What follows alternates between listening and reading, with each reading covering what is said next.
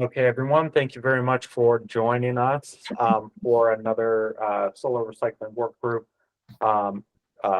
meeting. Just to go over our agenda today, we're going to go over a meeting overview and roll call. Then we're going to have an excellent presentation from Siri talking about the R2 standard, and Mike Easterbrook is going to be giving that presentation.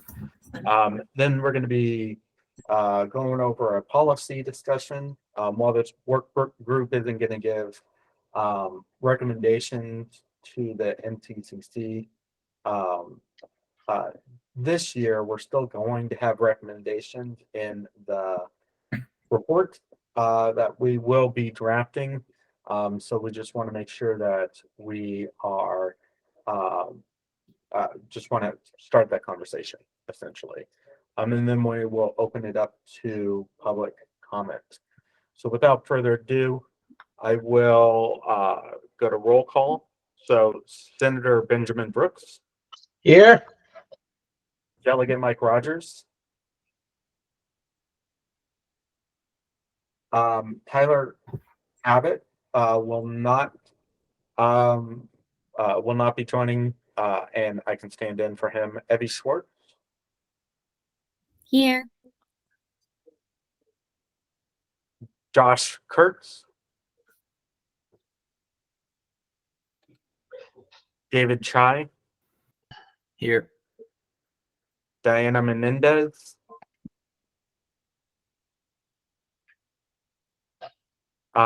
Pearl Donahue Valet. I don't know if I'm saying that correctly. Oh.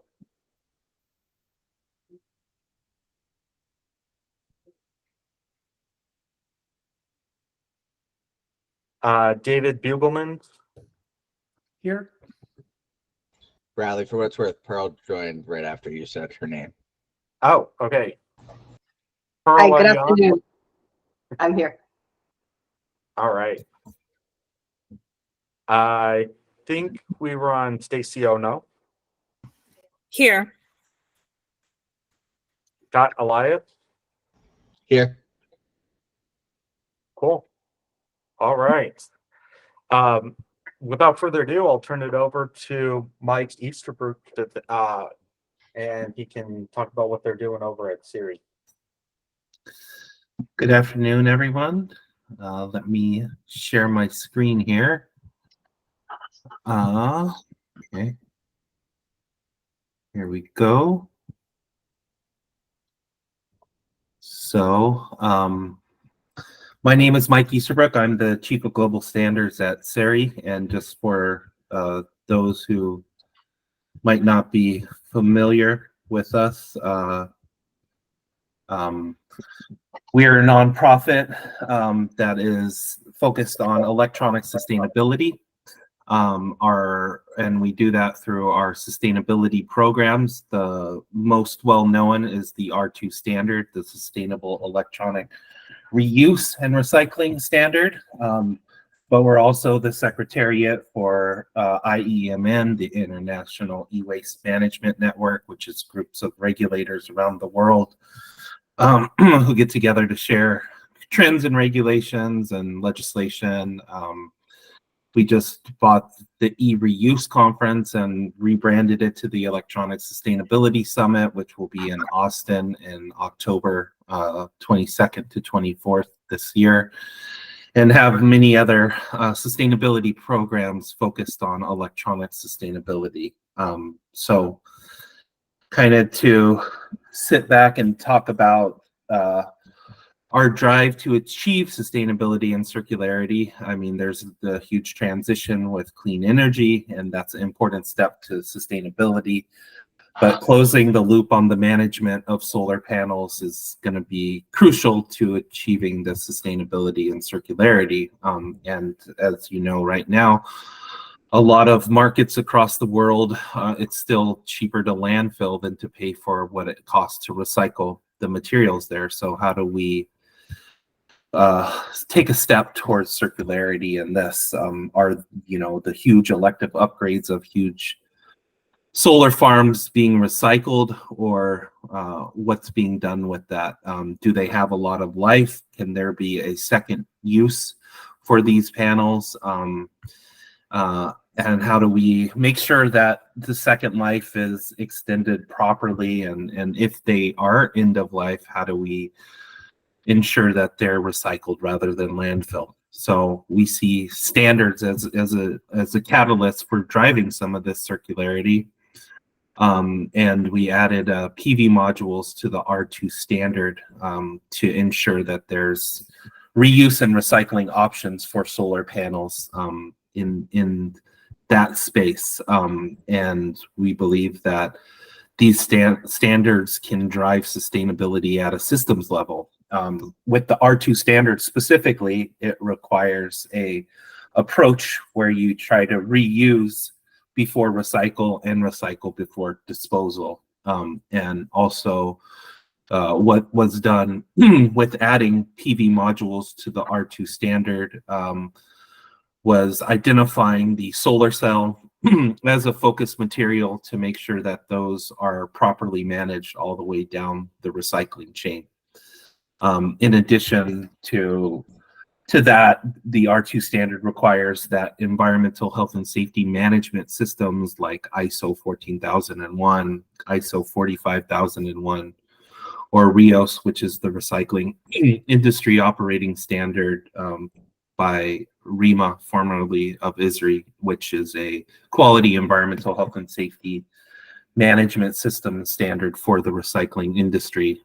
Those are additionally required as well as for those facilities that are certified to R2. And the requirements of R2 apply down the recycling chain, not just to the facility that's certified, but those downstream vendors are held to the same level of processing, reuse, and proper recycling as those that are certified. So the certification portion is all done independently of SERI. We don't do any auditing of the facilities. It's done by independent certification bodies that are accredited through their local accreditation body. Primarily right now, that is in the US. There are 5 certification bodies accredited under the ANAB, which is the American Accreditation Board. But there are other accreditation bodies around the world, like in Australia and India, that are starting to get facilities or certification bodies accredited to audit to the R2 standard there. So that we see as a way to provide lower cost at the local level.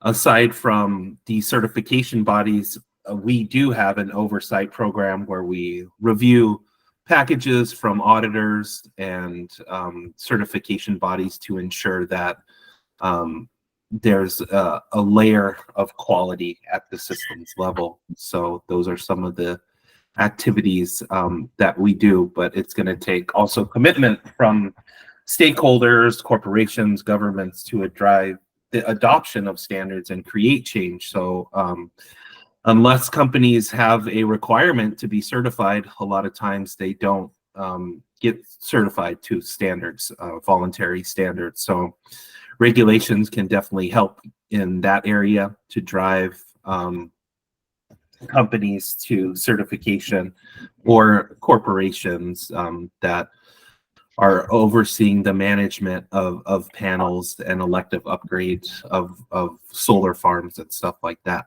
So those things are going to be critical in the drive for circularity to get to where we need to be to manage panels, either for second life or end of life, in a circular and sustainable manner. So for those who don't know, the R2 standard is in version 3, which came out in 2020, and it has 10 core requirements that apply to all facilities and then a second section of process requirements. So only those facilities carrying out those process and activities are certified to the respective appendices. So there may be R2 facilities that solely focus on like mobile phone refurbishing and don't handle PV modules or see them coming into the stream of the material that they receive. So they won't be certified to Appendix G. But we're seeing a lot of larger facilities, a lot of like end-of-life facilities starting to see the stream of PV modules coming into their facilities. So that's kind of the reason that we added Appendix G to the standard to provide for the framework to manage these panels. So as an ANSI accredited standard developer organization, we went through the whole process with PV modules in terms of notifying ANSI, doing all the public comment and resolving any kind of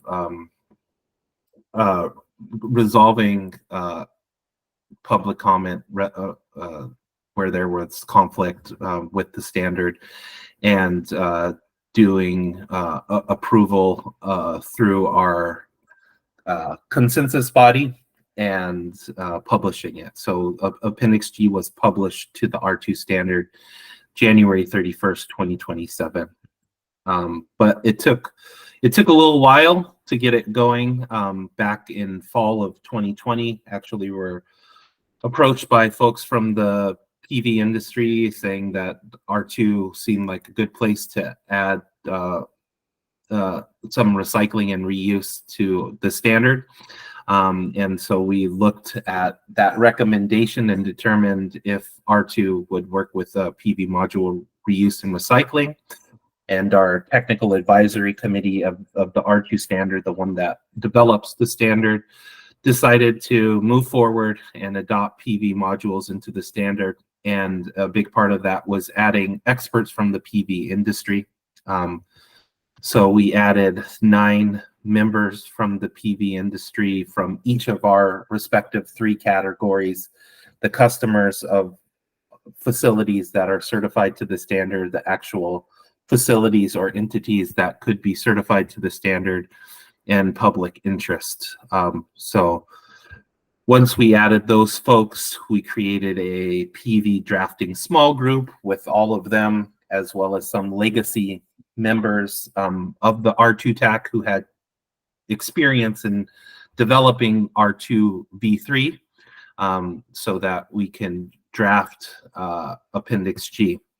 And so some of the things that we did with Appendix G is we made PV modules applicable to the rest of R2, of the core requirements that are applicable for all R2 facilities, and looked at hazards that were specific to PV modules and added a process in place for evaluating these modules for reuse and recycling, and then specific requirements for reuse, recycling, and brokering of PV modules.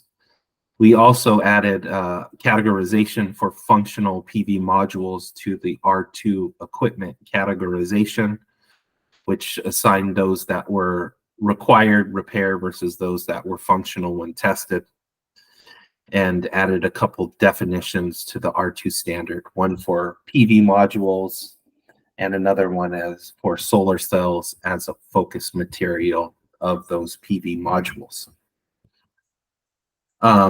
Additionally, after January 31st, we made revisions to the Code of Practices, which is the requirements for certification bodies related to auditing to the R2 standard, so that we added time for what it would take to audit to Appendix G specific audit requirements of things that needed to be submitted with the audit packet. And that was released May 15 of 2024. And the certification bodies had a 90-day transition period, which just finished a few weeks ago. So now facilities that are ready to certify to Appendix G can begin the audit process with the certification bodies to get audited to Appendix G. And all R2 facilities that handle or control PV modules will need to transition or add Appendix G to the scope of their certification by January 31st, 2027. So we're giving a bit of a transition timeline, as is usual in standard development. So the R2 standard is free to download. You could download the R2 standard as well as the R2 equipment categorization, or the REC for short. At the website here, our documents library, even the code of practices, if you want to read it. That's more for the auditing community, but it is free to download. So just wanted to give a quick overview of that, about the how we added R2 or PV modules to the R2 standard. And I'd be happy to answer any questions that you might have about that as well. Could you put the last Yeah, slide back up so that we since can we're going to be having the public. the website again? Sure. Yeah. Let me bring it up.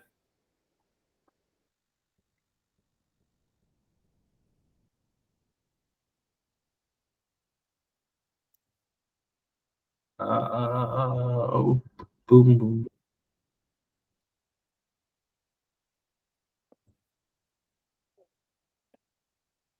Here you go.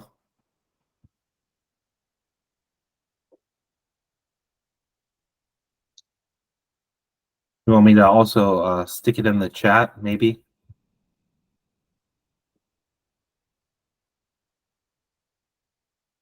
I don't know why it keeps skipping forward and going to the next slide after a period of time.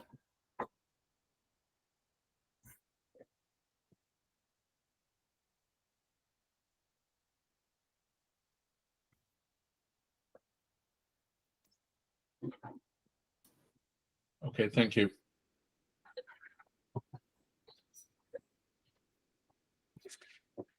Yeah, so I had a question, since we're going to be having a policy discussion. How, in your experience, how have some other states thought about incorporating recycling certification into their laws and or policies? And it could be other countries too, like Canada, Germany, France. Yeah. To ensure that that these materials are actually being reused and or recycled, and not just uh, being stockpiled in a warehouse somewhere. So there are examples of some states that have incorporated requirements for certification into the participation in extended producer responsibility programs, like the state of Illinois. I believe the Washington, D.C. did something like that as well with the battery recycling program. In Canada, in order to participate in the extended producer responsibility programs of the different provinces, there's requirements to be certified to R2. We're working with, in India, they released the e-waste management rules in 2022, and the Central Pollution Control Board is considering how certification to R2 could help better align with the existing regulations. And in Europe, you know, they required certification to like the Sinelac standards for those that are doing various collection processing. So I think it's been done, you know, in different jurisdictions around the world, mostly attached to extended producer responsibility program participation. And it does usually give options, you know, like R2 and e-stewards or other maybe ISO certification as well.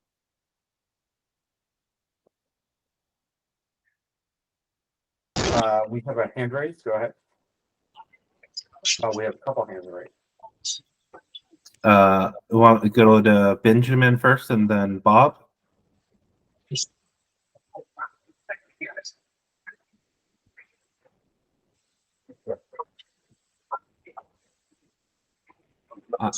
I'm having trouble hearing you, Benjamin.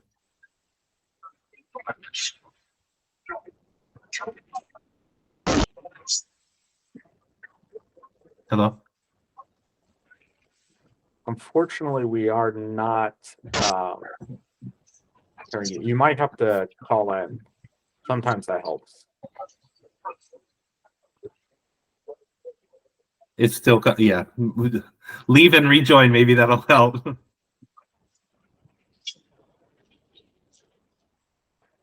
you want me, Bob, did you have a question? Yeah, thanks, Mike. Can you hear me okay? I can hear you okay, yes.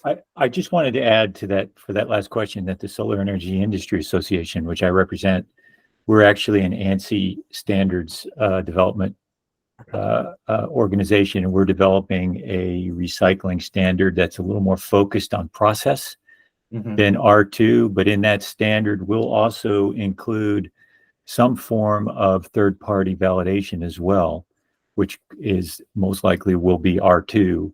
And we also perform audits on every recycler that participates in our program. So there's clearly, over the next 12 to 18 months, a very robust assessment program will be in place. And we're hearing from a huge number of recyclers that want to participate. So we think we're going in the right direction as an industry.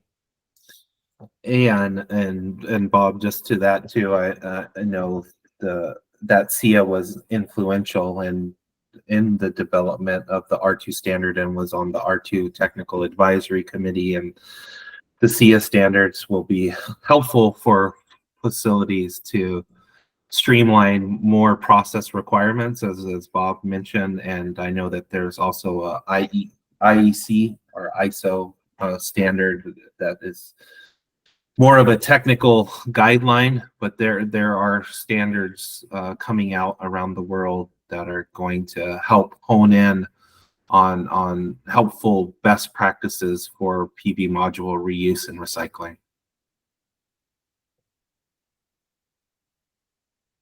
All right, Senator Benjamin Brooks. Yes, can you hear me now?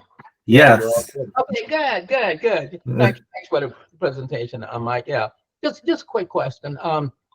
The R2 standard, I know it deals with installation, but it deals with installation and recycling, or are we? No installation. So the R2 standard is really just focused on used electronics. So whether it's for reuse, refurbishment, repair, or recycling, and since some facilities in that space are starting to see the solar panels come into their facility for reuse or recycling, that's why we added it to our standard. So our standard would be about, once those are decommissioned from solar farms and brought in, not necessarily, it doesn't matter where they come from. It's once they're received at a facility, what do they need to do to assess those modules for the possibility of a second life if they're not damaged and able to be reused? And what are the proper protocols and testing to ensure the proper functionality of those modules before they're resold on the secondary market, or the proper recycling and decommissioning of those for end of life and extraction of metals and other materials to recover. Okay, because the reason I asked, I've got solar panels installed, and initially when we were doing the installation, it had to do with certain building code permits, certain height restrictions, And I thought they referred to that as R2 as well. So No, but the SIA standards, some of the other ones do cover that, correct, Bob? Yes, that's correct. We have a whole series of standards from all the way from installation to decommissioning. okay, all right. Thank you very much. You're welcome. Yeah, I have another question. I think some installers are requiring plans for decommissioning at the purchase of uh, solar panels, essentially, whether that's commercial or residential. I think it might be more on the commercial side though. How effective is that? And I guess the second question is, with all the mergers and acquisitions that are going on in the solar world, like, how do you make sure if an organization is doing something like that, how do you ensure that the commitment for properly decommissioning stays when you have so many mergers and acquisitions that are happening within the industry? I think that some of that comes down to legislation, whether it's extended producer responsibility or otherwise, to ensure that the proper funds are there. I know that SIA is much more involved at that level than we are at SERI. So maybe Bob has something. I know he's dealt with that kind of policy as well. Sorry to keep tapping you, Bob, but it seems like a more appropriate question for SIA than SERI. Yeah, well, I'm not aware of any installers requiring decommissioning plans. There are a couple of states and a county in the U.S. that has some type of extended producer responsibility plan. But typically larger, say, utility scale projects or any project that has a decommissioning plan, typically they match that up with a decommissioning funding mechanism that is backed up with a surety bond. And so in the case where companies change ownership, the decommissioning plan and the funding mechanism stays with the project. So, we expect to see more and more states through permitting require decommissioning plans and funding mechanisms as we go forward. But at this point, I'm not aware of any installers that are requiring decommissioning plans. I don't know if Scott Elias is still on the call. I know he gets involved in decommissioning as well, but that's the way we see it from here anyways. I think it was actually something that came up in our last presentation with Bob Sedzinski at DNR. Is Bob on the line? Yeah, I'm here. Am I remembering that incorrectly? I thought you had mentioned that there were decommissioning plans that were. Yeah, as part of your program. we have a pretty extensive decommissioning recommended condition that we send to the Public Service Commission, and they pretty much accept it. So, and that requires a decommissioning plan that's pretty well spelled out. It's pretty thorough in its requirements, and it's approved by us. It's commented by us, but then again, approved by the Public Service Commission. And there is included a bond or letter of credit or some other mechanism that's approved by the Public Service Commission. But there's caveats in there too. So, but I won't go into details. But if Bob, that's if the Public Service Commission requests, correct? No, we always remember this is for utility scale only. So that's only those 2 megawatts and larger projects. So we at PPRP will make that a recommended license condition that the Public Service Commission is pretty much always accepted in every case. Yeah. And Bob, to answer your question, this is Scott from Clean Capital. I mean, even when it's not required, it's functionally effectively required. Like, so in Maryland right now, it is required obviously for the CPCN process, but even projects that are not necessarily CPCN process projects, so think community solar projects that are less than 2 megawatts, those all effectively are currently having decommissioning plans built into their land lease agreements as well. I mean, it's not necessarily a requirement, but it's effectively a norm that occurs or should be occurring. Yeah, what happens if you all purchase the property though, and it doesn't go through a CPCN because it's less than 2 megawatts? You mean like if we were to buy a project for someone else that's developing it? When we Yeah. acquire a project from someone else developing it, part of the transaction includes transferring over the decommissioning agreement. So sometimes either we will take over the decommissioning bond that one has, or we will have to put up our own. Okay, yep, thanks. All righty. Another question for Mike. So R2's known for in the electronics reuse and recycling world. What are some lessons learned from other types of products like CRT or other electronics that help inform the new standard for solar PV panels? And what are some things that are very distinct in the solar world that might not apply the certification world that might not apply to other electronics? I think there can be a correlation between what we saw with CRTs to PV modules. That's one of the reasons we wanted to kind of get ahead of it and develop the framework for the reuse and recycling. But I think there's also a distinct difference because as technology changed from CRTs to flat screen displays and CRTs stopped being manufactured, the main way of recycling those was a glass-to-glass recycling process that would put old CRT glass in with new CRT glass in the manufacturing process. So I think that is not going to be the case with PV. The material might change, but the main metals that are extracted and other materials that are extracted probably will likely be able to be reused. So I think there's going to be a trend of instead of seeing CRTs being landfilled like they are nowadays, I think there will be a trend in more advanced processing techniques for PV modules over the years to either, chemically extract or through metal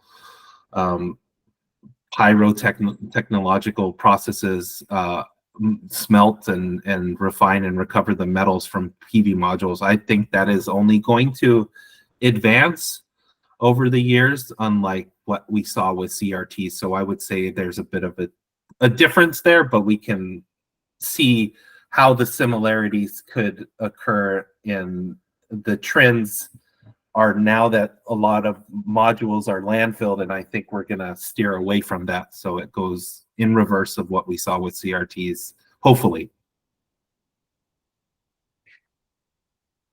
All right.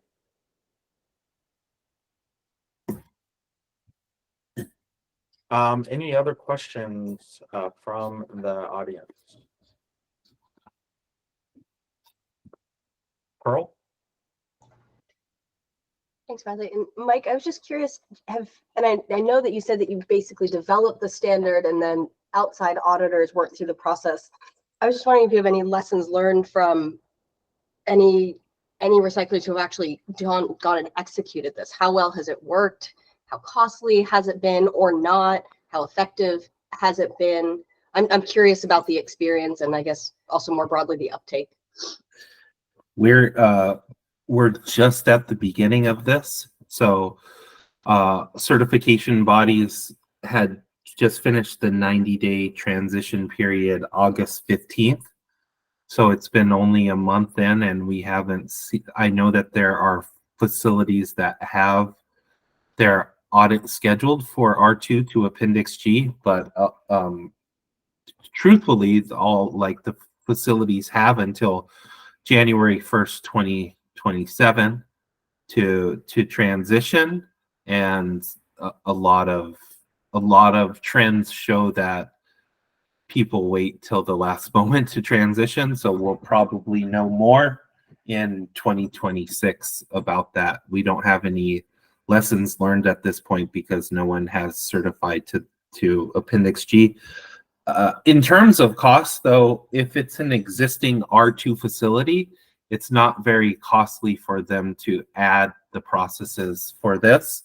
The biggest cost might be any operational equipment that they have associated with either the reuse or recycling of the modules itself.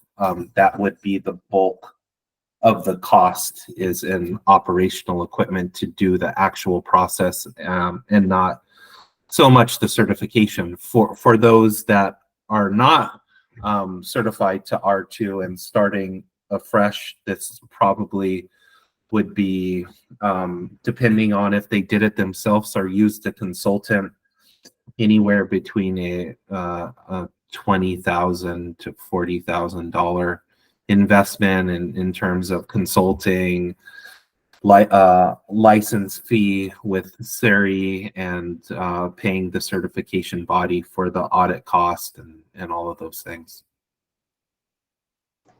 Appreciate it. Thank you. And it sounds like there's a lot more to come. Yes. And for the European certification, can you remind me what that was again? It was something like Cinelac. Cinelac, yeah, CENELAC, is, and there, I believe, the number, I don't remember it offhand. I can find it and send you an email, Bradley. But they have the European standards all follow like the EN, and it's like 56 125 1 2 3 4 5, or something like that. I don't recall offhand the number scheme for the European standards. Got it.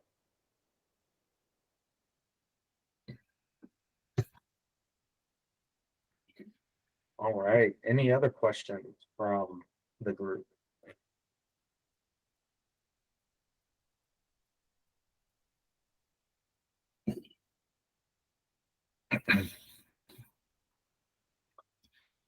Okay. If there are no other questions, I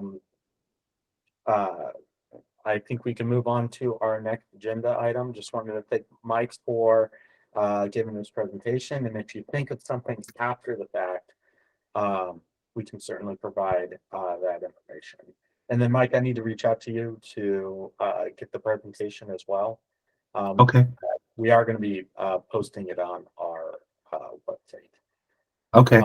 I'll drop my email in the chat, and I will email you my presentation as well as like the reference to the European standards as well. Cool. All right.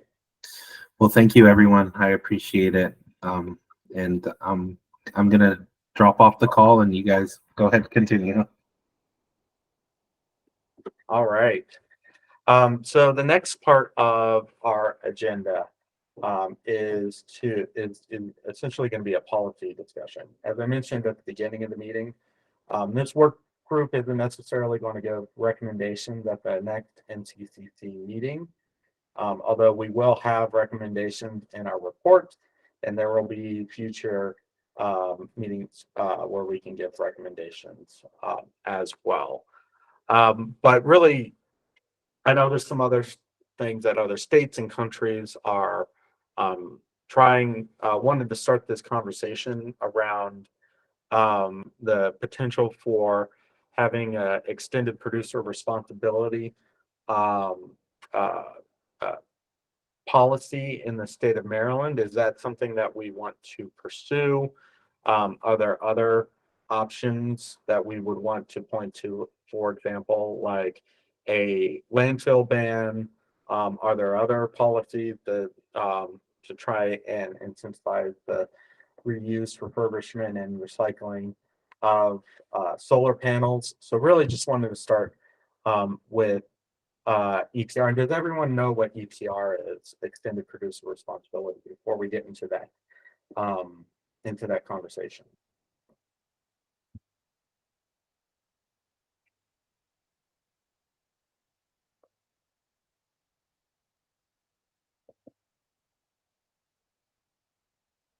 All right.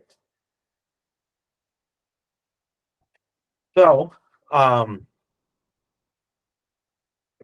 for EPR, is that something that that this working group is interested in putting forward as a potential recommendation for future legislation in terms of how to handle the reuse and or recycling of PV solar panels? I'll open it up to the group.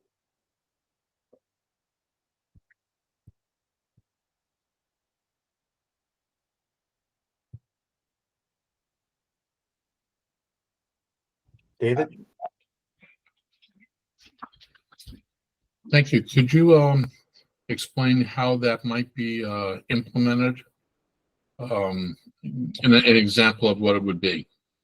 Yeah, I can talk about EPR and some other programs. So the concept of EPR is to shift the burden, the financial burden of recycling from taxpayers, users, and that to shift that to the producers.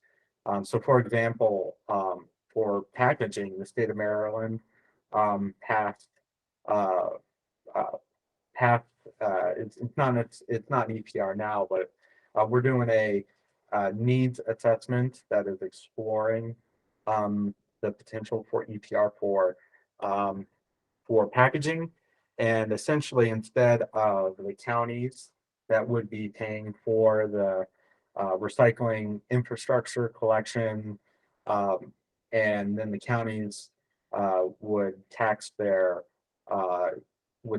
their constituents. That cost would be paid for by the producers, the folks who are actually selling the product that are inside that packaging. So it could be like Coca-Cola, Pepsi. There's many others that are out there. So that's something that's an example in for packaging. There's also been EPR for like mattresses and lead acid batteries, electronics, household hazardous waste. So it's more common policy approach to handle waste diversion, essentially. So I'm going to go to David Beagleman first. I'm sorry, can I follow up? Is that more like the Washington State example where you're talking about manufacturers paying for it? Or are you talking about the developer? David Comets, he actually dropped out for a second. I heard Washington. Can you hear me now? Oh, you're still cutting out. I hear him. Oh, that's You're odd. Yeah, I hear him. David, you were asking whether or not this bill was, or sorry, if the state was to recommend a bill, would it be similar to that of the Washington State extended producer responsibility for solar panels? Correct. Basically, whether it's the manufacturers that would be responsible or the project developers that would be responsible.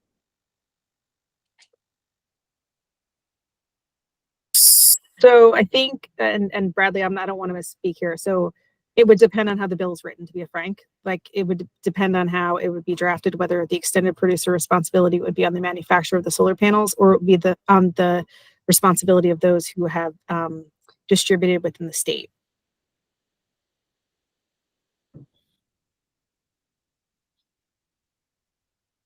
In the example of where it's on the manufacturers and where that's been done before, do we have a sense of what the impact is on pricing and cost of the materials? If I may jump in, I mean, in certain places like in Niagara County right now, there are no. It's not a matter of price; it's a matter of whether or not there's any manufacturers in compliance. And as of right now, there are 0 manufacturers that are in compliance. So I think this question of whether or not it's the manufacturer or the developer that would quote unquote be responsible is a critical one. And what we as an industry have seen is that the Washington State approach and the Niagara County approach is not the way to go with extended producer responsibility, and that it makes more sense for the the non-customer, for non-customer owned solar at the very least, for it to be on the companies like my company who will buy the projects, who will own the projects, as opposed to putting the onus on the actual manufacturer because of the, but it will also have an impact on pricing. But that's something that I think Rob from CM may be able to speak a little bit more to, but did want to weigh in with that. Hey, Bradley, may I ask a question? I add something? Yes, you can. And Yeah, Scott. Would that, if that's placed on the manufacturer, would that not encourage eco-friendly design? You know, knowing that I think the manufacturer would create panels that are much more conducive to recycling. Yeah, and it's a good point. And I was just on a call for the plastic packaging with some of the other not plastic, I should say packaging, because it includes more. And they establish goals about the recyclability. And try to figure out how to measure that so that a product is more easily reused or recycled. Going to plastic, the example that we hear a lot, I think it was Sprite, used to have green plastic containers Right. for all of their for many of their products. Mhm. And that was harder to not break down, but to, when you actually got it broke down, to sell that to resell that back to the marketplace. So then they switched all of their packaging to clear. So that's an example of that. There's other there's other approaches that are very similar to that.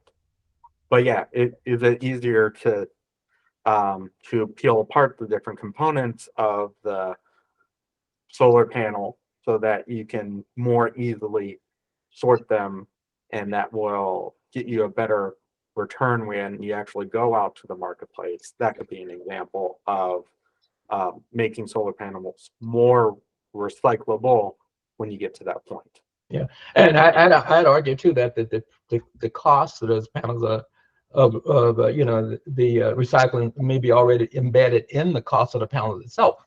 So if we could address that from the front side, I think perhaps that could even, you know, provide a you know, a lesser cost to the consumers. Yeah, and there are costs oftentimes get passed on to the consumer. And there are some states, again, going back to packaging, that put in their laws specifically that a producer can't pass on their costs, Mm-hmm. so that you don't see a price increase for consumers. But there's different ways that you can handle that Right. as well, and there's pros and cons and whatnot. I see that we have a pretty large queue. I think, David, you were next.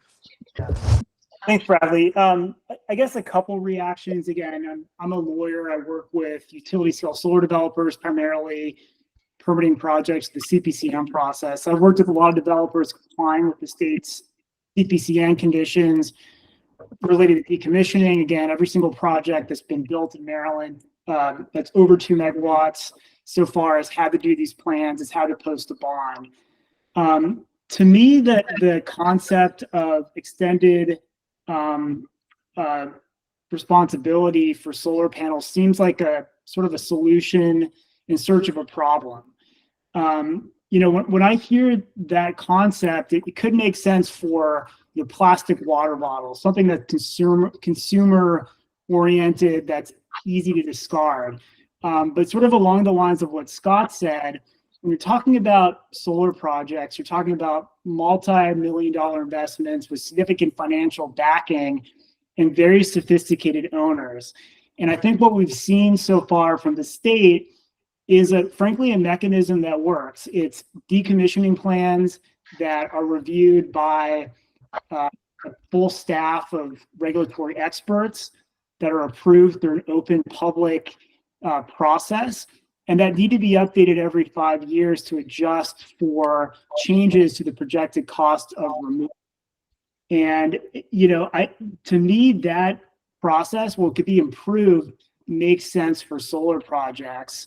And we have a foundation to work from. So I would urge MDE to look towards existing processes, what's worked so far, and what has proven to be acceptable for developers and producers to make sure we don't go down a path that will harm the market in Maryland.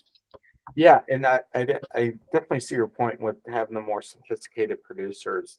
What about for residential solar, where some folks don't have a team of environmental or lawyers to help them through this process?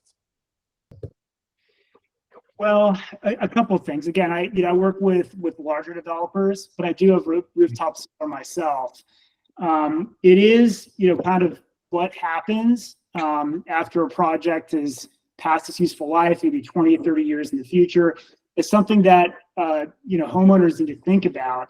But obviously, removing a 3.8 kilowatt rooftop system like I have is a much simpler task than decommissioning a 200 megawatt solar project, right? So I think there is a difference. I'll let the residential folks maybe talk about the fine details. But I think at a minimum, we need to recognize the difference there. Again, because there is a process in place that I think works well for larger projects, and I don't think we should throw that away and put in place something that's never been done before, that really as an improvement is something that's necessary, at least for larger projects. Again, I'll let the residential folks speak for themselves.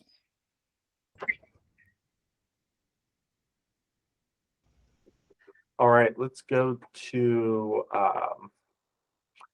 the next in the queue. Scott, I think you were next. Yeah, I'll just briefly respond to Senator Brooks. You asked a great question. The one thing I would flag is that if we create Maryland-specific laws, it does not mean that the international supply chain of module manufacturers will necessarily conform to those. And so the reason I raised that caution is that what we have seen so far in Niagara County, New York, and we have seen in Washington, and what has played out in debate sort of in California, is that there's a risk of the manufacturers not complying with the way that we would want it. So I don't know that we in Maryland alone could sort of force the industry to evolve in the specific sort of innovative way you may want. That being said, there are some manufacturers that are starting to do different programs. Canadian Solar just announced sort of a big partnership with Solar Cycle. First Solar has sort of a partnership. So I did want to sort of note that, and I'll defer a little bit to Bob, but Shannon, since you sort of raised the question, and go ahead. Yeah, I was going to say, can you explain a little bit more about what you mean with the non-compliance aspect of that? Because I think that that's something that kind of is the missing piece of where we're, as a regulatory agency, you want to make sure, we love compliance. Yeah. That's our goal, right? So if you could just give a little bit more backstory on that, that'd be fantastic. Sure. So to give you an example, right now in Niagara County, New York, if you wanted to develop a project there, the manufacturer would have to submit sort of a compliance plan to the county saying, we are going to have an extended producer responsibility and we will be responsible for these modules. And these international companies, for a variety of reasons, are not getting sort of that certification or interested in creating their sort of stewardship program with the requirements of the county, and a similar things playing out in Washington State. And as a result, if you don't have a stewardship program registered sort of with the state or the county in these sort of examples, then companies maybe, at least in the context of Niagara County, certainly are prohibited. So right now you cannot install a new solar panel in Niagara County unless you are working with a module manufacturer that has an extended producer responsibility program within the county. And so that, while that's gotten a lot of attention, it is not, in my opinion, a good model, is kind of what I was getting at. And that's for large solar installations, like large systems, not necessarily the smaller residential entities, correct? I believe it's for all in Niagara County. Okay. And I believe in Washington State, their sort of extended producer responsibility, and Bob, feel free to correct me, I believe it is for both. Actually, right now, I think Washington State is 2 megawatts or higher. Okay. But just to follow on while I have my microphone on, I fully agree with David and Scott. And from the association's perspective, we don't support EPR for a lot of reasons that I won't get into. But one reason is that we just don't think it's appropriate for material that is designed and intended to last 30 years. And in some cases now, maybe even 40 years. It just doesn't make sense to us, especially given the fact that in a case where developers are developing decommissioning plans with surety bonds, they're essentially paying the decommissioning cost twice. When you think about I don't know, a 30-year a surety bond over the period lifetime of a project that's at say 2%, that's a pretty expensive insurance policy. So we think that's appropriate. We also do support an advanced recovery fee for the smaller, what I call a consumer type of equipment. We think that can be effective, where there's a fee paid at purchase that goes towards a recycling infrastructure, but perhaps that's a conversation for another day. Also, just to Senator Brooks's question about the manufacturers working to produce panels that are more amenable to recycling. Unfortunately, I have the opportunity to talk to manufacturers about that subject, and unfortunately, they're sort of caught between two challenges. One, making the panels easier to recycle, at the same time manufacturing equipment that is designed to sit outside for decades. It really does. It needs to be robust. That being said, I think, spending as much time as I do at recycling locations, there's some pretty efficient processes to get these panels recycled. And what I'm seeing today is, especially over the past week, is an exponential number of new recyclers entering the space or preparing to enter the space that have very efficient processes. And I see the economics improving drastically, whereas cost per panel of recycling is dropping very quickly. So we're excited to see new technologies entering the space. But I think what that means is the environment here around this topic a year, 2 years from now will be very different. We'll have a lot more capacity. We'll have a lot of new technology. And I think we'll be much more efficient at recovering and recycling panels. Senator Benjamin Brooks, and then I do have a comment on the fee. Okay. Yeah. Thanks for that, Robert. Yeah. From your experience, your knowledge, what would probably be best, mechanical, thermal, or chemical, or a hybrid, a combination of the both? Because I guess the goal would be to see recover as much material as possible, but at the same time trying to mitigate cost. Sure, I've seen all of the approaches that you've mentioned, and the key is at the end of the process, the key really is creating clean downstreams, clean glass, clean metals, clean aluminum. There's nothing really in a solar panel that hasn't been recycled in this country for decades, other than maybe the silicon. But everything else, the glass, the aluminum, the silver, the lead, the copper, there are very well established, very mature recycling markets for those materials. So the key is whatever the process is, and I've seen all the ones you described, whatever the process is, it just needs to produce clean output. And if it does, then there's plenty of recycling capacity.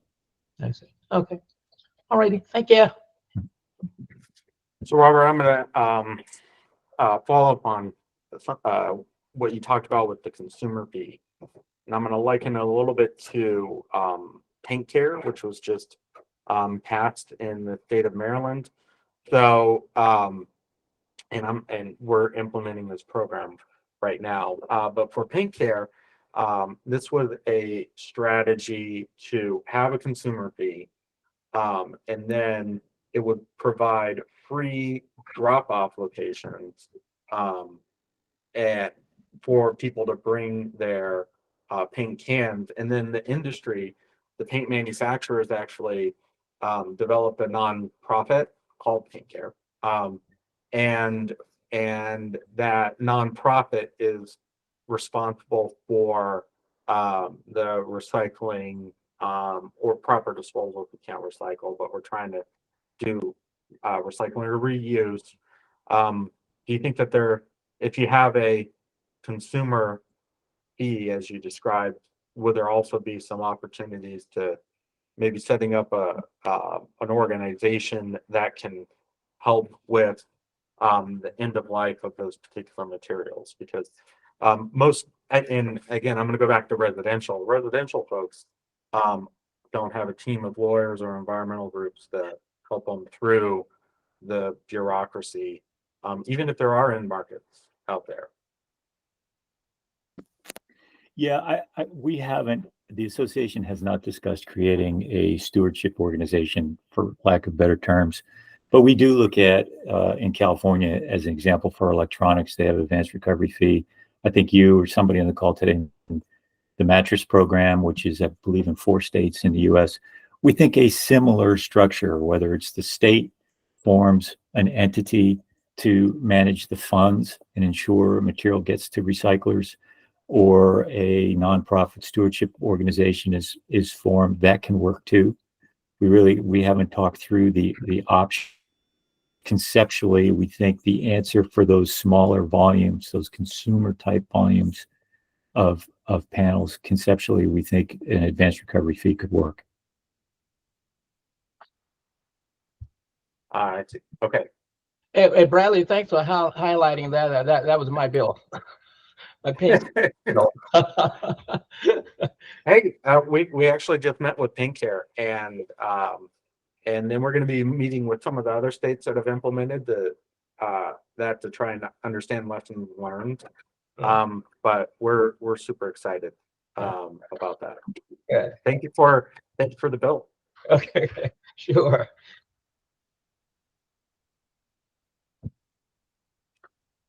All right. So we've talked a little bit about financing, and that's going to be a big part of this. Or actually, before that, I know some other states are or countries are considering landfill ban. That's another policy approach. If you have a landfill ban, then the market has to adjust at that point. What are some people's thoughts on a landfill ban as a potential way to at least prevent solar panels from going to landfills?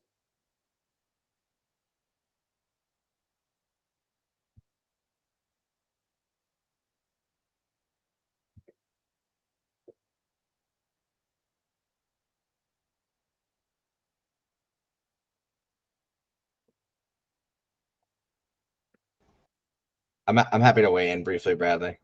Yeah, go You know, ahead. my company doesn't landfill, even though sometimes it's more expensive to recycle over landfilling today. Just sort of our company, prefers that not as an option.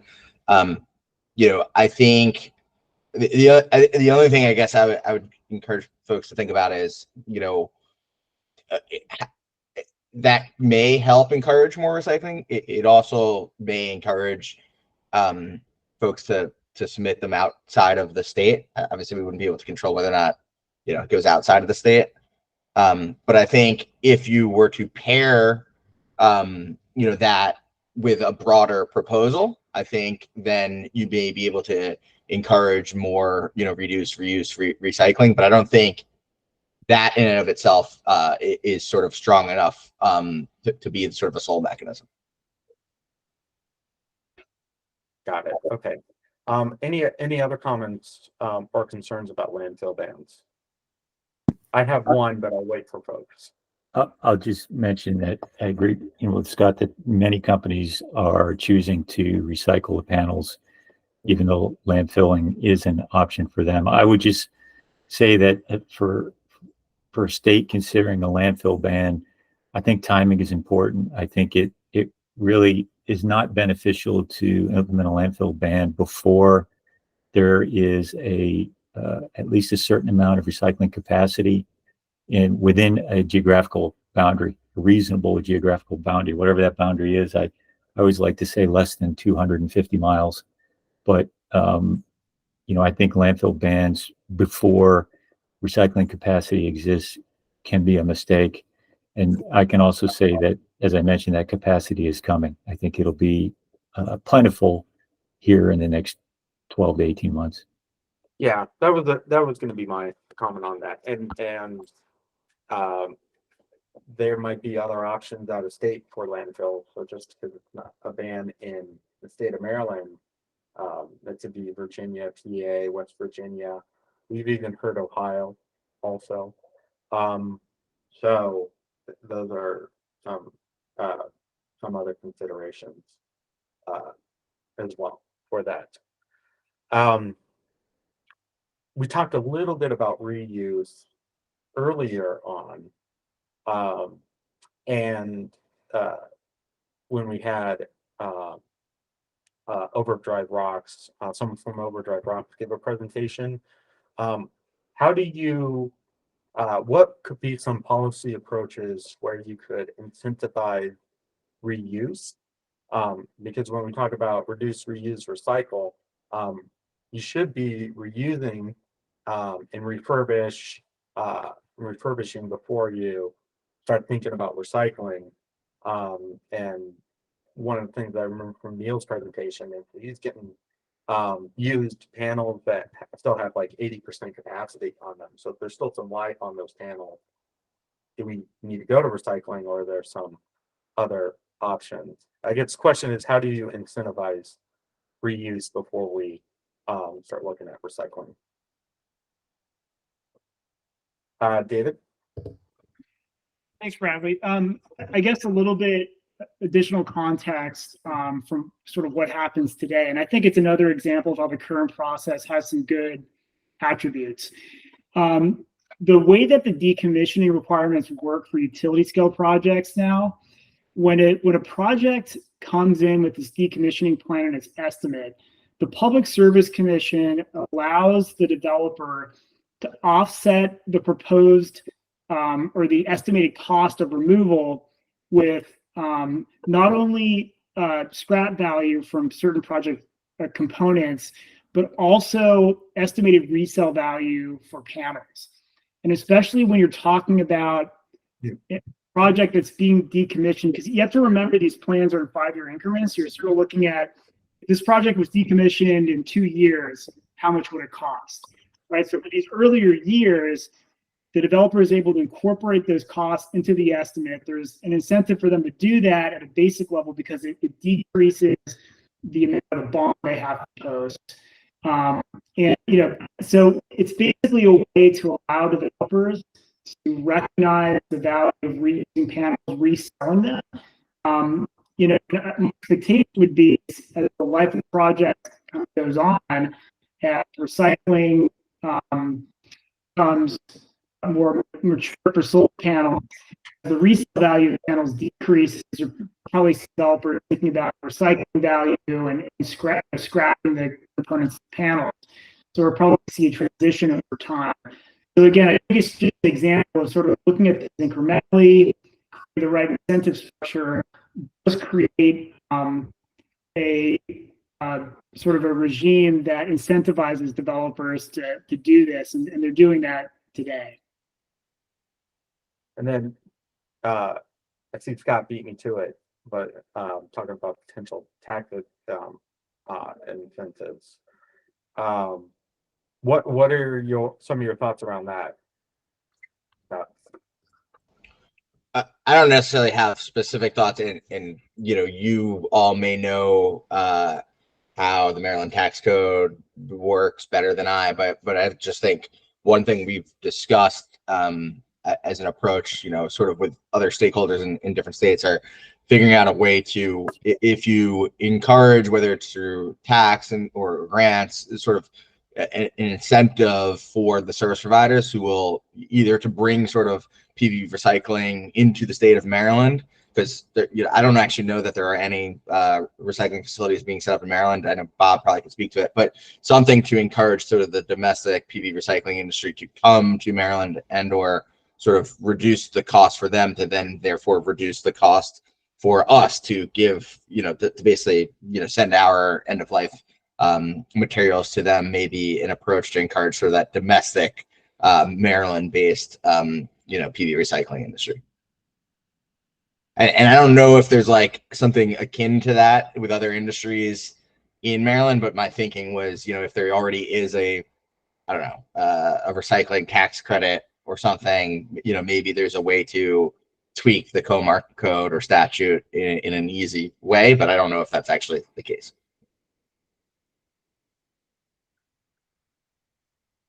Yeah. I'm not sure. If you have a grant, someone would need to manage that grant. And you have to get the money into that bucket. But having a tax incentive sounds interesting for that. Any other questions or any other comments on potential strategies to incentivize reuse, refurbishment, all that fun stuff. We got a queue. And when we're talking through this, there's a lot more solutions for commercial solar, as we're hearing. There's less on the residential side. So when we're talking through this, and it will likely need to have different solutions for commercial and residential. But let's try and bring up different policies for commercial and residential. Maybe it's the same policy for both, but it might be different as well. So Bob, I think it's one of those days. Bob with DNR. Okay, DNR Bob. I was wondering. So Yeah. yeah, so thanks. Yeah, I agree with how David presented it. He's good at this because he's done many of these projects. One thing he did neglect to say was that in the decommissioning plan that's presented by the applicant, there is an agreement with a third party to buy those panels at a certain price. So that's pretty critical. So it's a guarantee they're going to buy them during that 5-year period at a certain price. So, but again, we've argued over transportation costs. We've argued over even the value of those panels. But again, we've kind of settled into a good groove as far as utility scale solar.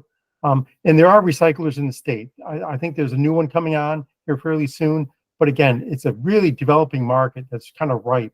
And I hear that there's probably between 30 and 40 that should be coming to the US probably in the next 4 or 5 years. Thank you. Oh, wow. Okay, David Bugelman.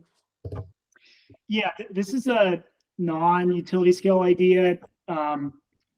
Maybe people will laugh at this idea, but one thing that we have in Maryland are like architectural salvage companies like Second Chance, pretty close to MBE's headquarters. Maybe there's something that could be done with training those organizations to have the capability to remove residential panels and then even like resell them in their facilities. It's just an idea because there is a market for that, at least for other elements of houses and buildings.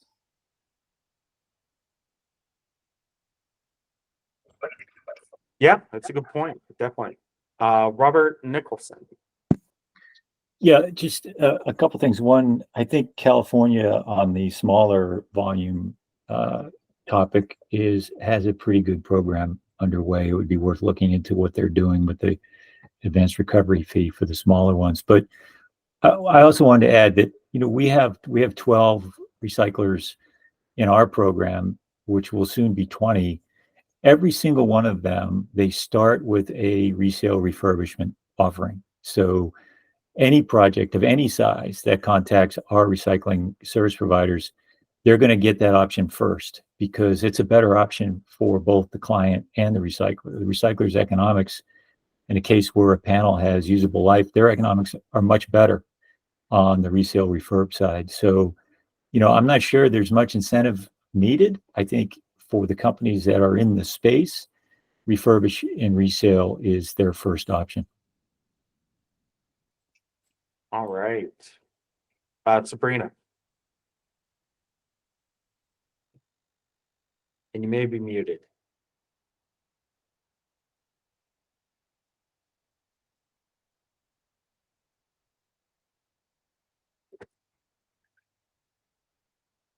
Sabrina, if you have any issues, you can also put put your question or comment in the chat as well. Okay, I finally found the unmute button. Sorry. Oh, you're good.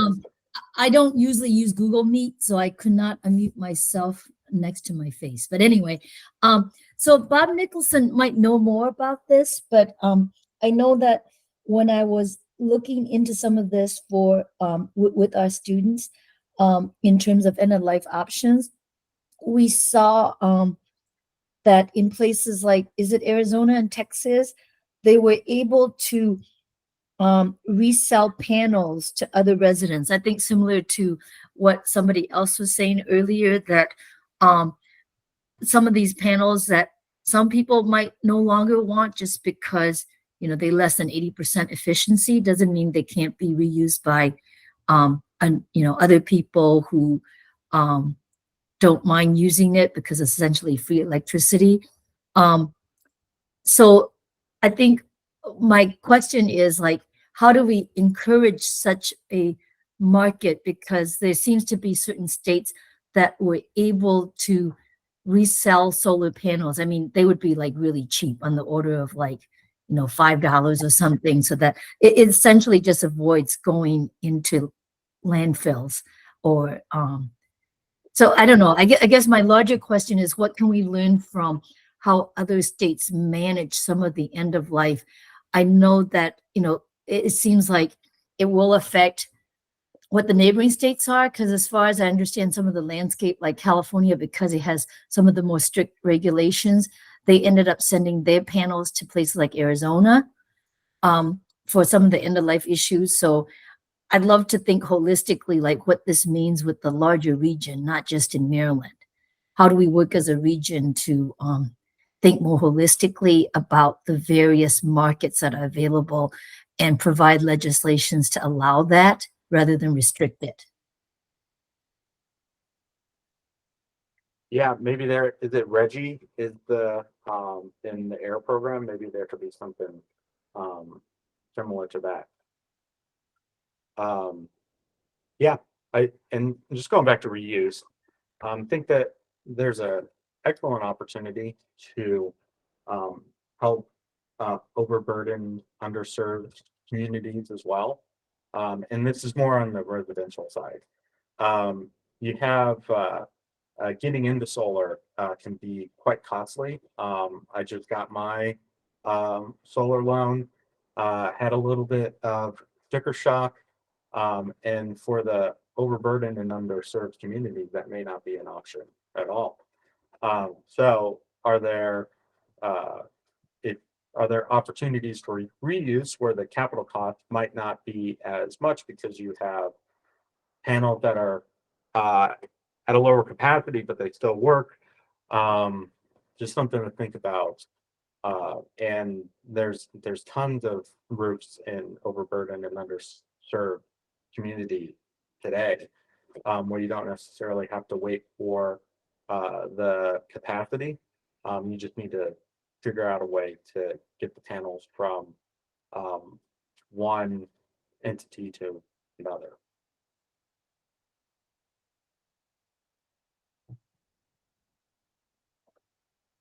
All right.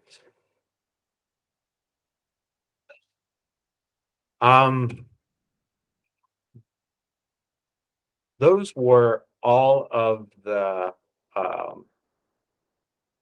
potential policy items that I had flagged. Were there any other ones that people have heard about, that they've seen in other states or countries, that might be something that we want to consider in the state of Maryland? Scott? So, Bob, I don't know if you can speak to this. One thing worth looking at is not what is actually currently happening in California, but what California is discussing potentially doing.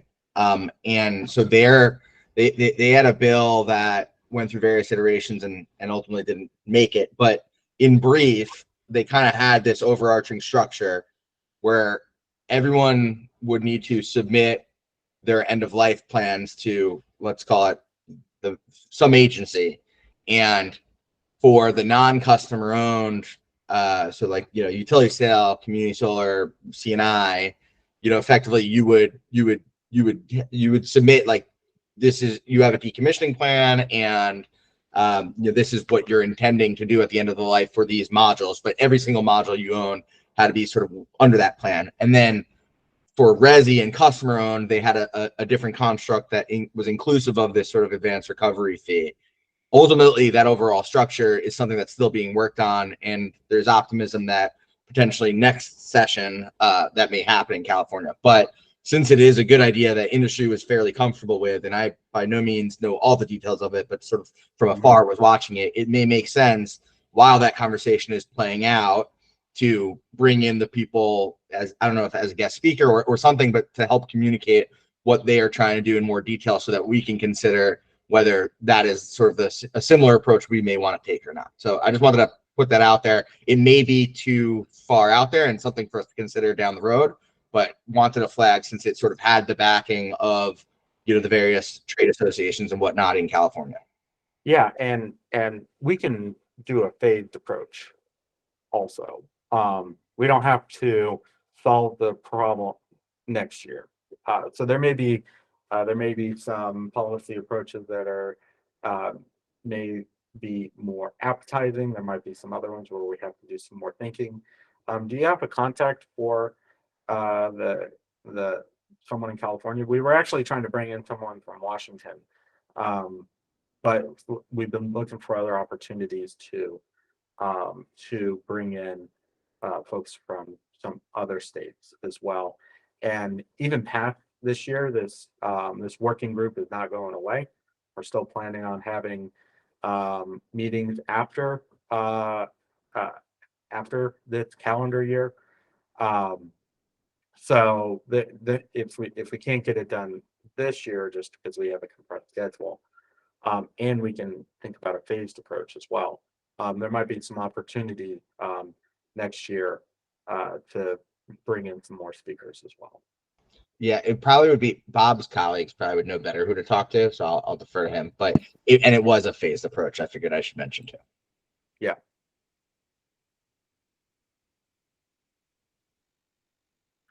All right, David. Thanks. I think one additional area, at least with respect to commercial projects to think about is, as I was saying earlier, as Bob Szynski was saying, CPCNs, projects larger than 2 megawatts, there's a pretty good process. Again, maybe that could be improved in certain ways. It's a really good foundation. When we get to 2 megawatts smaller, a 1.9 megawatt project is very similar in size to 2.1 megawatt, right? So, but there is that difference in jurisdiction. Projects are under county requirements. At the county level, there's, in my experience, massive variation in decommissioning requirements, with some counties being very strict. There's a lot of differences with how counties allow developers to calculate required bonded amounts. And I think probably some counties have very light, non-existent requirements. I will say also for projects over 2 megawatts, you often see county requirements that are, at least in the county's mind, are supposed to apply to projects that are subject to CPCN, and there's potential for conflict between county requirements and the state level requirements. So I think one thing we're thinking about is, maybe statewide standards for decommissioning, probably looking at PPRPs and the commission's requirements as a guide to create sort of like a model ordinance or some kind of baseline consistency across counties. Again, the details would matter. That is something I've noticed and has been confusing, kind of conflicting for developers. Yeah, and there may be some opportunities. So let's say, for example, the law gives you the authority to move forward, and those details can be hashed out when in the regulation developing process. So, and that could take some time, but it might give you some more time to think about some of the details that you're talking about as well.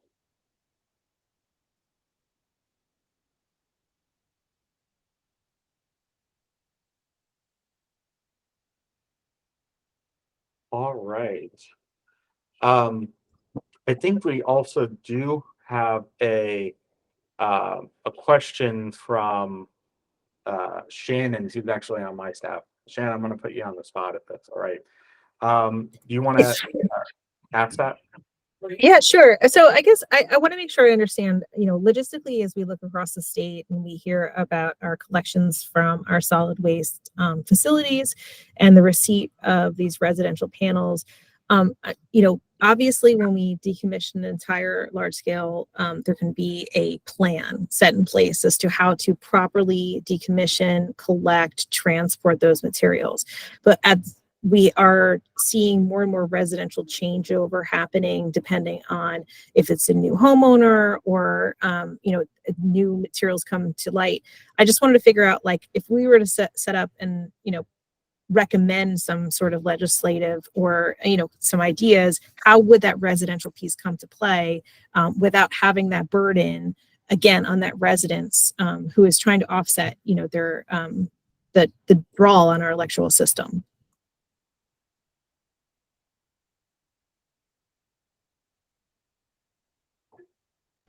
Is there anyone from the residential industry on this call?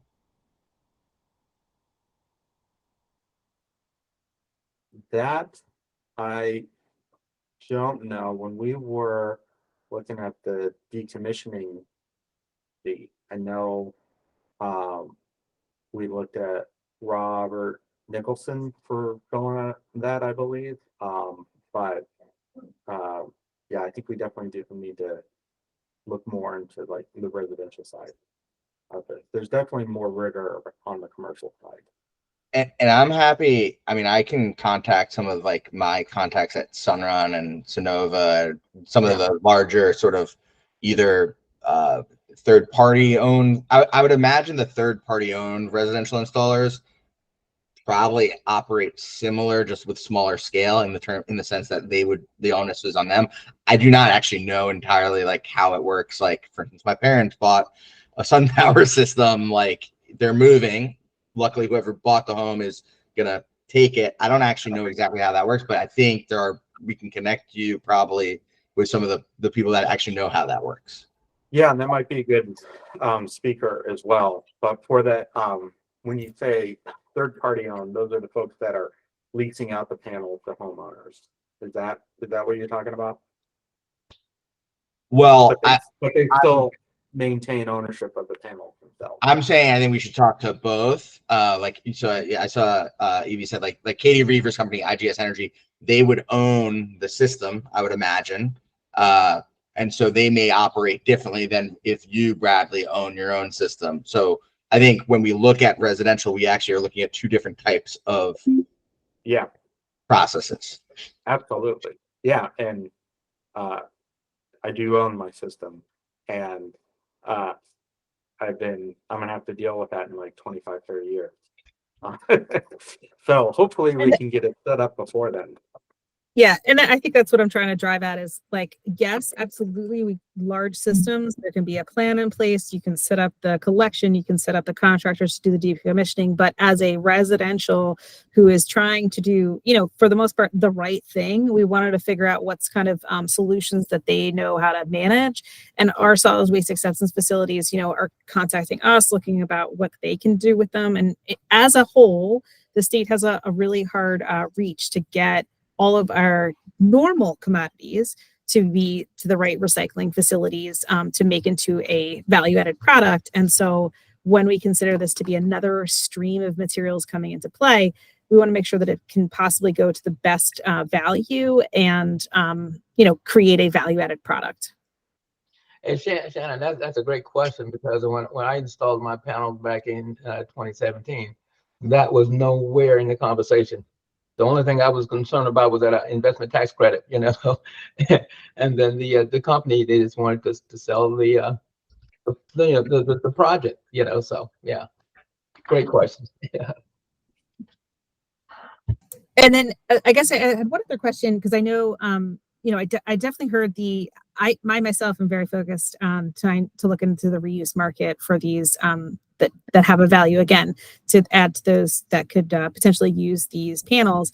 But I was curious if anyone's on the call about any incentives that you've heard in supporting the collection and redistribution of these types of panels for reuse, so that we don't have people kind of like essentially hot wiring these and causing additional issues. If there's anything that you've heard of in the any legislation or any incentivized programs. Go ahead, Bob. Yeah, I just want to mention that one of the challenges with reuse, although we fully support reuse and refurbishment, one of the challenges is that the panels, if they're going to be reinstalled, they need to meet code. And a lot of the panels that come out of the waste shed that may have operating life left are just old enough to not meet code. So there are challenges, and it's important that it's companies who are well versed in refurbishing and reselling this type of equipment.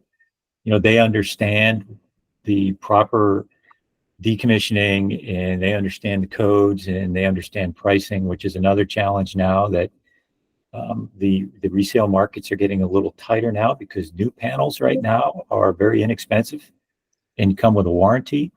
So there are, around the whole resale refurbishment topic, there are a lot of challenges in making sure it's done properly. Unfortunately, it's not like other products that you could take from one location, move to another, plug it in, and it operates. There are code issues, economic issues that a lot of the companies that I work with are working through that. And there are platforms, Energy Bin comes to mind, where working panels can be sold to qualified end users. And by qualified, I mean companies and people that know how they're to be installed and know how to work within the code. But that's probably a conversation for another meeting, I'm sure. Yeah, I was going to just ask you, what do you mean by which code? Do you mean residential building codes, commercial building codes, or do you mean, the electrical code? Yeah, all of the above. Correct. And what was that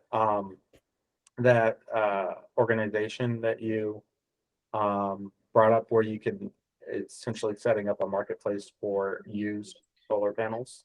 Yeah, one that comes to mind, it's a website called Energy Bin. Their business is putting buyers and sellers together for used utility and electrical equipment. And they've been around, I think, for a couple of years now and have had some success. But just as an example of the type of activities out there that are sort of growing around the topic of refurbishment and resale. Yeah. So it's kind of like a Match.com, but for solar. Right. And there's also companies that are solely focused on refurbishment and resale that I think we're going to see more and more of that as we go forward, which will make more opportunities for anybody really that has an end-of-life panel, or at least a panel they no longer need. Yeah, and I know a couple folks in the reuse space that we might want to bring in and have a conversation around that. And I can definitely reach out to Energy Bend to see if that's something, if they want to give a presentation on what they're doing. Yeah, Bradley, another one similar is Decom Solar. We use them to decommission a project we had in New Jersey, but there's sort of a number of groups like this that are popping up that are not necessarily the recyclers, but are sort of an intermediary. And, they either will do the decommissioning or the recommissioning. They'll sort of, figure out whether it should be redeployed, reinstalled, or recycled. So just figured I'd mention that. Yeah, definitely. If you have contacts for these folks, if you can send them my way, that'd be helpful. Or I can do some research. See who I need to speak to over there. Yeah, I'll dig up who the right person would be to talk to and send an intro. There's a couple of contacts on our website too, Bradley, for Revive Technology and FabTech, that are two companies engaged in refurbishment and resale. What was the second one? FabTech, and the first one was Revive. How do you, is that fab like as in chip fabrication? Correct. Yep. Okay.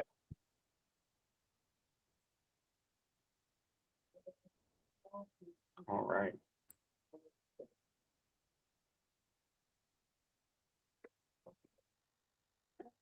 Okay. Any other comments on potential policies that might that we would want to consider in the state of Maryland?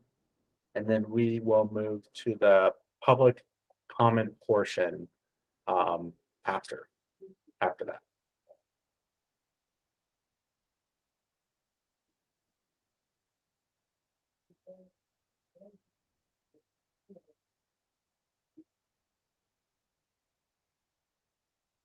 Okay. Hearing none, let's move to the public comment portion of our meeting. So if anyone from the public who is not a member on the working group, if you have any comments, questions that you want to put forth right now.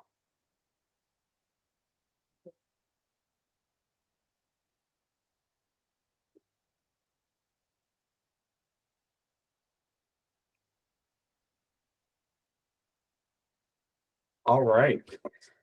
Hearing none, I do want to talk about our what we're planning for our October 21st meeting. So we're going to actually have Pablo Diaz and one of his colleagues from Solar Cycle giving a presentation on the new on their new system. Are they in California or Arizona? I can't remember. Maybe someone knows. They're actually in Texas. Oh, they're in Texas. Oh, okay. All right. So they're going to be talking about like how they got their financing, some of the things that they were thinking about for that, what they do also.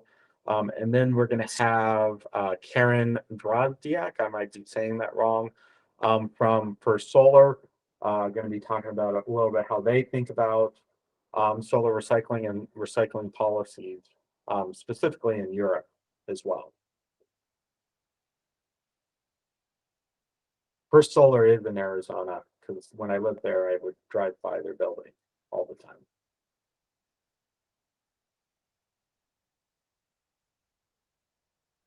Cool.